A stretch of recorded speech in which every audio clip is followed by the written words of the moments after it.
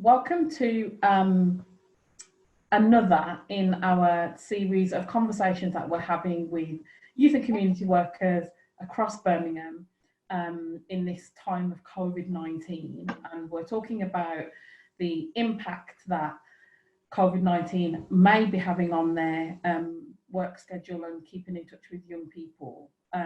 My name is Paulette Sawyers. I'm the Joint Programme Leader and Senior Lecturer on the BA Honours Youth and Community Work degree at Newman University.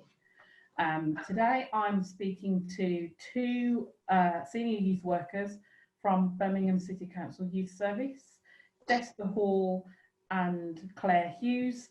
And I'm going to ask you both to introduce yourselves, tell us a little bit about the projects that you manage and, yeah, say hi. You, Claire. So I'm Claire. I manage a youth centre called ER Mason, which is in the city centre stroke Lee Bank kind of area of Birmingham. ER Mason is quite interesting because I'm actually employed by the local authority, but the youth centre itself also operates as a charity. So yeah. Desta? I'm Desta. I manage Oakland Young People Centre, known locally as Oaklands, and it's situated in Handsworth at the top of Soho Road, leading up to West Brom. That's where we're based. Brilliant.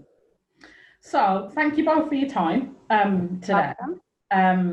So I kind of just wanted to ask you both really to talk about how you have been managing working with you, maintaining relationships with young people, and the young people maintaining contacts with you during COVID-19. So I'm aware that you'll both know about all the different reports that have come out, articles that are coming out about young people in particular, and the impact of the isolation and the loneliness and mental health issues worsening and as a result of COVID-19. So I just wanted you to just tell me a little bit about your own situations, really, a little bit about the challenges that COVID-19 have presented and some of the opportunities and ways you've overcome those challenges to still engage with the young people. And either one of you can go first. Can I jump in then? Yeah. Go on then.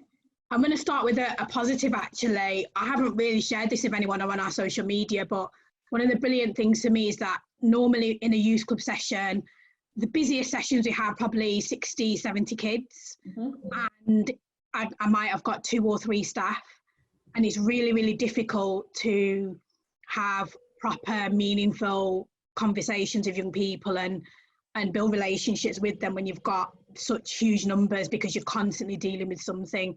And also as well, some of the strains and the pressures that we have with the amount of admin work we have to do. Sometimes I'm in my office and young people will come in and say, you don't play with us anymore, which makes me really sad. So, you know, one of the positives that has come out of this is that with the young people that I am in touch with, I've been able to give them my time, which has been brilliant. I had one young person, we were chatting on WhatsApp about Star Trek, and we were just chatting backwards and forwards for a good couple of hours, which was really nice. I can't even remember, this is a young person I've worked with for 6 years. I can't remember the last time we had a conversation like that. It was lovely. And as well as doing that, I was then on the phone with another young person for an hour and a half. And again, I can't remember the last time we sat down and had a conversation for that amount of time. That's a young person I've worked with for over 10 years and supported. So for me, one of the positives has been able to give young people my time, which has been really great. The challenges, for the biggest challenge for Oakland was that, and I suppose everyone's had this, is not being able to prepare for lockdown. So lockdown, click your fingers, it just happened. So I wasn't able to go around all the young people and say, make sure you all add us on Instagram, even though we tell them every time they come into youth club, the signs all over the centre.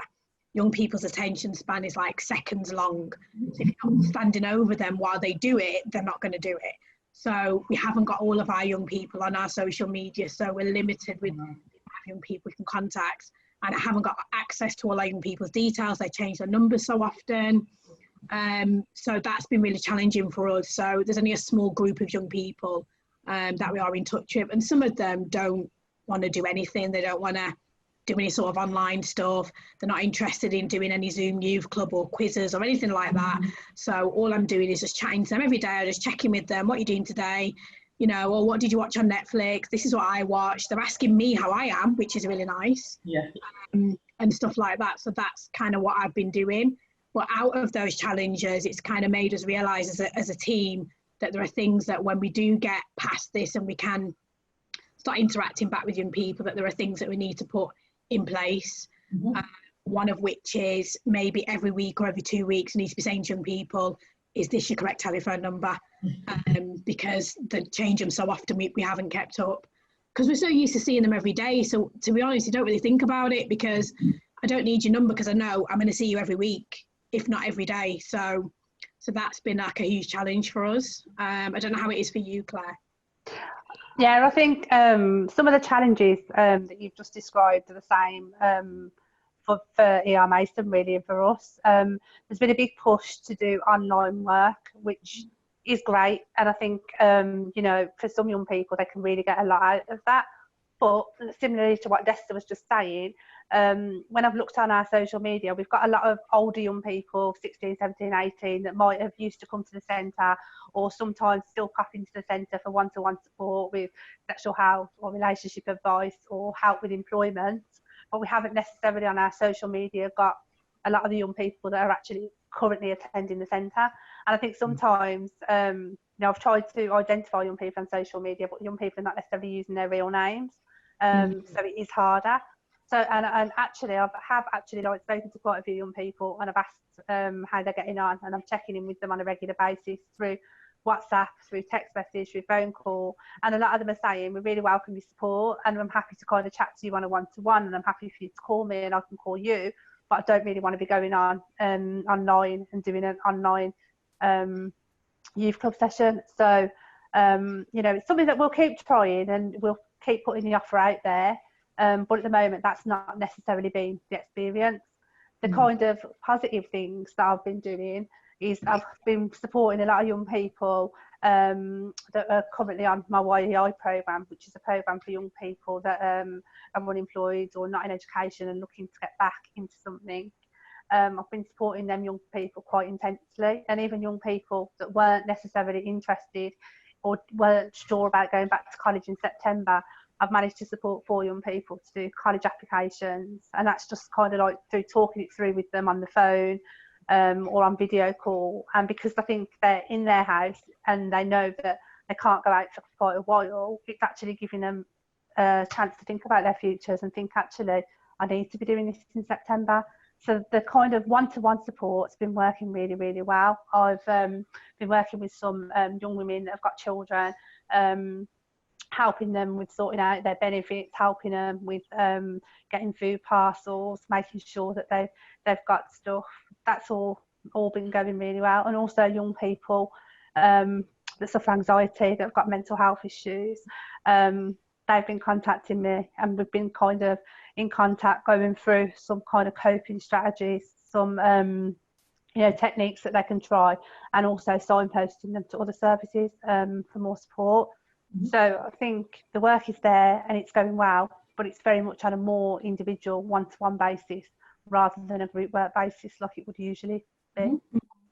And I think every centre is different, and the cohort of young people are different at each centre. So what may work at another centre isn't necessarily going to work at the centre that you're in. Do you get what I mean? So for us, we're just trying to kind of come up with different ways of working and try and work around what the young people want, really. So at the moment for us, there's a small group that want to do stuff online as a group, and the rest of them just want to do one-to-one things. So that's kind of what we're doing. And then I've got a group of young people that I'm kind of working with as a group, but individually. So we're setting challenges for each other every day and saying, right, what challenge did you do today? Did you do your exercise today? This is what I did. This is my task for tomorrow. What's your task for tomorrow? And kind of doing that.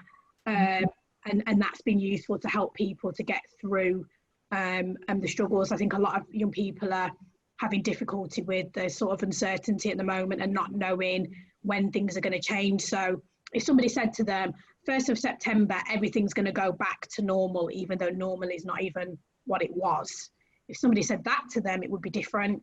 But because we're kind of on a day-by-day thing, there's a lot of young people that are really struggling. So one of the messages I'm trying to get out to young people is you only have to get through today.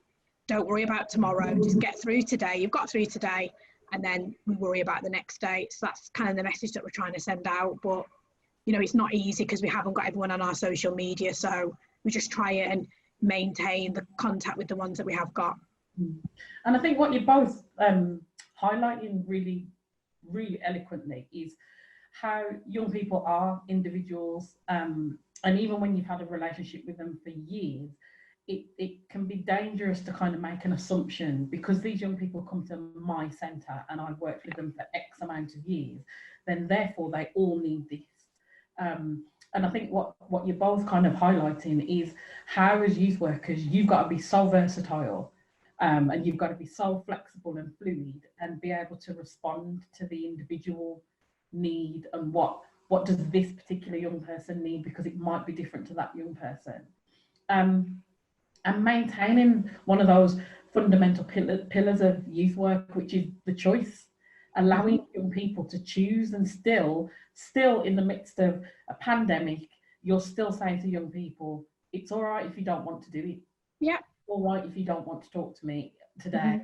I'm not going to take it personally. The relationship is the same relationship we have if we're in the centre or if we're not.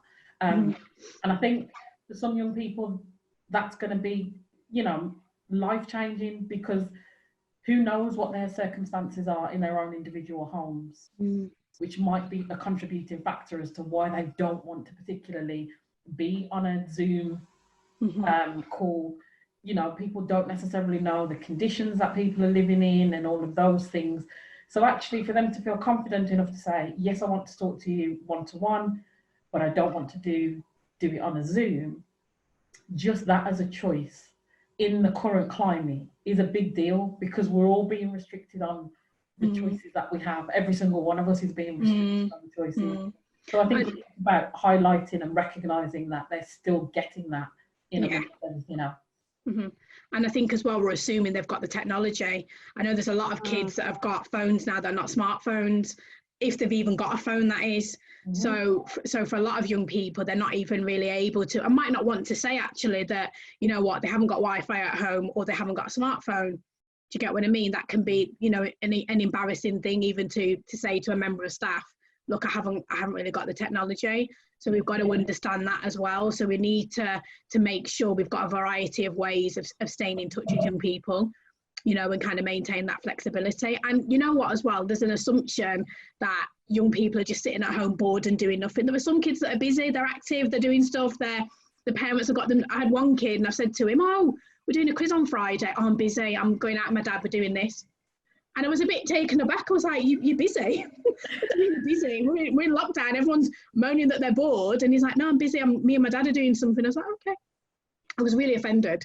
But, because and do you know what? It kind of, you know, put me in my place, because I'm assuming that nobody's doing anything. Do you get what I mean? But actually it made me realise that there's some young people that are busy. They're doing stuff, they're reading the book they've always wanted to read, they're doing research online, they're doing homework. I've got some young people that are learning new languages and stuff like that, so they're actually quite active. Yeah.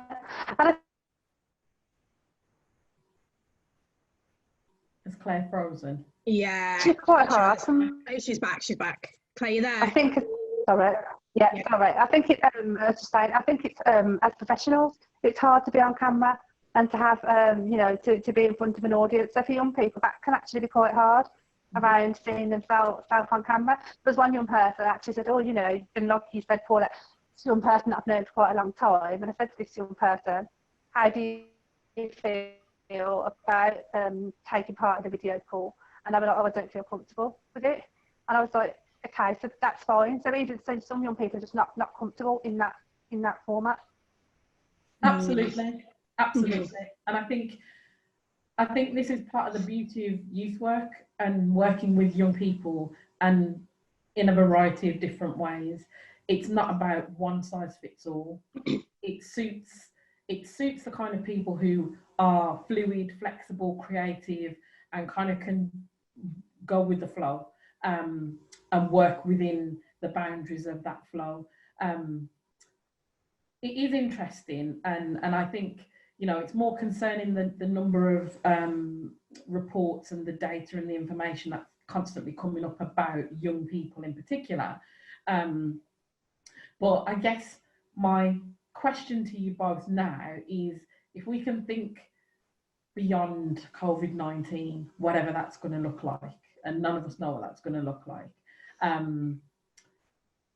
what do you think will be the role and purpose of you as youth and community workers when we kind of come out? I know we've started to the government have started to slowly reduce the lockdown today, but when we kind of come out of this fully, what do you see your role as senior youth workers working with the young people to reintegrate them back into society and stuff?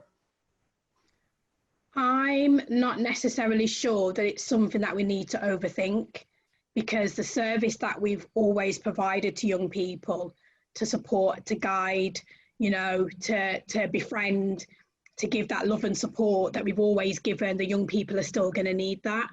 And definitely for our young people that are in, you know, living in challenging situations, they're probably going to need that even more, because, you know, for some young people, they've probably been at home, and out of the home is actually their sanctuary, rather than being at home. So that, you know, potentially there's going to be issues like that we're going to have to tackle and deal with. And it's probably going to be on a more intense scale, but I don't think it's going to be any majorly different from what we're already dealing with young people anyway.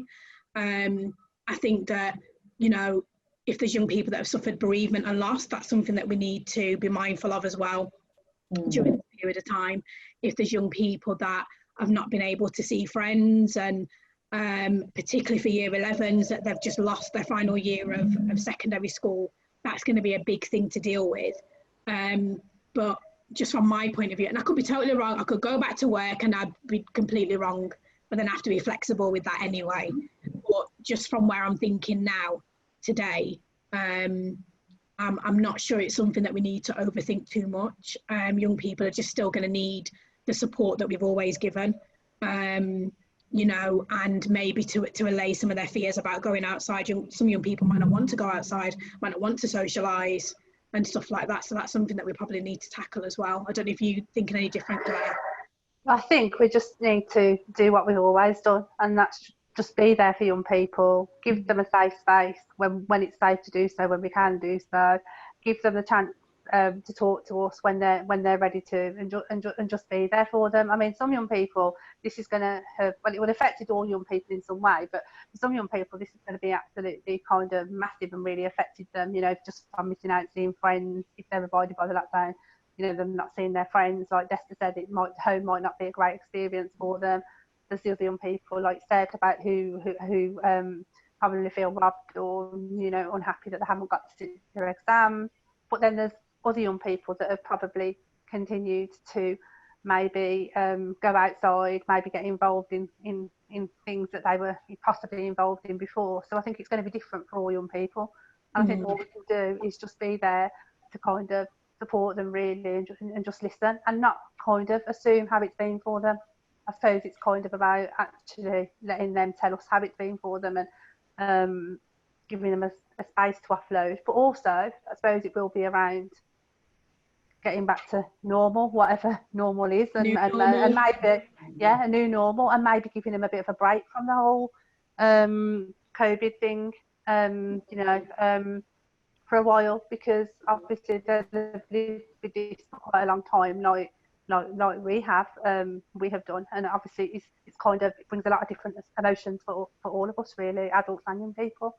There might be young people that may struggle with going back to school because they haven't been to school for so long, and it may be that we're there to support that and to support them with going back. I just think it's hard not to kind of, we need to be aware of how this may have impacted young people, but we need to let young people tell us really, and not let them take the lead really, isn't it, on which is what we do anyway, isn't it, where we're young person centred, so we can kind of have an idea and a kind of rough plan, but you know, there might be some people thinking, oh, young people are going to come back and they're all going to be traumatized. And, you know, I know that there's some of my young people that haven't observed the lockdown. They've been out with their friends, they've been going to their life literally hasn't changed. Some of the young people that are not in school, their life has been exactly, I've seen the videos, I've seen them out on the road, their life has not changed. But the only difference is that they're not as visible as they used to be because they're worried about getting into trouble.